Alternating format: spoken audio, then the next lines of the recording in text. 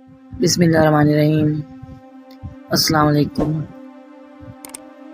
31واں قصہ حضرت امیر معاویہ کا آپ علیہ السلام کے ساتھ حسن سلوک۔ حضرت سیدنا امام حسن کی شہادت کے بعد لوگوں نے خلافت کے لیے حضرت سیدنا امام حسین علیہ السلام کی طرف رجوع کیا، لیکن آپ علیہ السلام نے حضرت امیر معاویہ کے ساتھ کیے گئے معاہدہ کی پابندی کو ضروری سمجھتے ہوئے لوگوں کی بات ماننے سے انکار کر دیا، اور حضرت امیر معاویہ کی زندگی کے دوران ان کی بیعت خلافت پر قائم رہے اور ہر ممکن تعاون کرتے رہے۔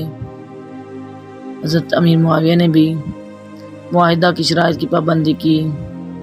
روایات میں آتا ہے کہ حضرت امیر معاویہ حضرت سیدنا امام حسین علیہ السلام اور ان کے تمام عزیز و اقارب کو شام کے علاقہ دمشق میں لے گئے اور وہاں آپ علیہ السلام کو مختار سلطنت بنا دیا۔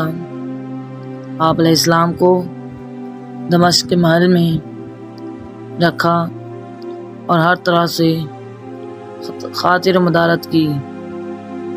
حضرت سیدنا امام حسین علیہ السلام جب بھی دربار خلافت میں تشریف لے جاتے تو آپ علیہ السلام کے لیے حضرت امیر معاویہ اپنے دائیں جانب خصوصی نشست لگواتے، اور اگر کہیں جانا ہوتا تو پہلے حضرت سیدنا امام حسین علیہ السلام سوار ہوتے، بعد میں حضرت امیر معاویہ سوار ہوتے تھے۔ الغرض حضرت امیر معاویہ کے ساتھ حضرت امام حسین علیہ السلام کے تعلقات بہت خوشگوار رہے۔ 32واں قصہ امیر معاویہ کی یزید کو نصیحت۔ حضرت امیر معاویہ کا جب آخری وقت آیا تو انہوں نے یزید کو وصیت کرتے ہوئے فرمایا، میں تجھے وصیت کرتا ہوں کہ حسین علیہ السلام، اس کی اولاد اور بھائی بہنوں، رفقا اور تمام بنی ہاشم کے حق میں اپنی حکومت میں کوئی جدید امر کرنے سے پہلے حسین علیہ السلام سے مشورہ کرنا۔ تیرا کوئی حکم حسین علیہ السلام کے حکم سے بلند نہ ہو، اور تیری کوئی ضرورت حسین علیہ السلام کی ضرورت سے مکتم نہ ہو۔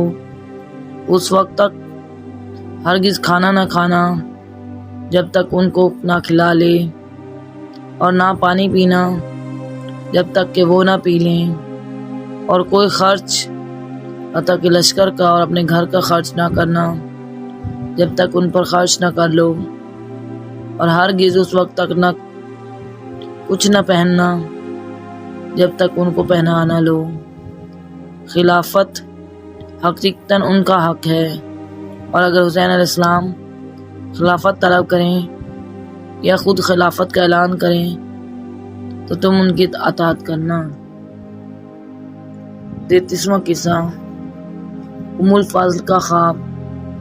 حضرت ام الفضل بنت حارث، جو کہ حضرت پاک صلی اللہ علیہ وسلم کی چچی اور حضرت عباس کی زوجہ محترمہ ہیں، فرماتی ہیں، میں نے بہت سخت عجیب خواب دیکھا۔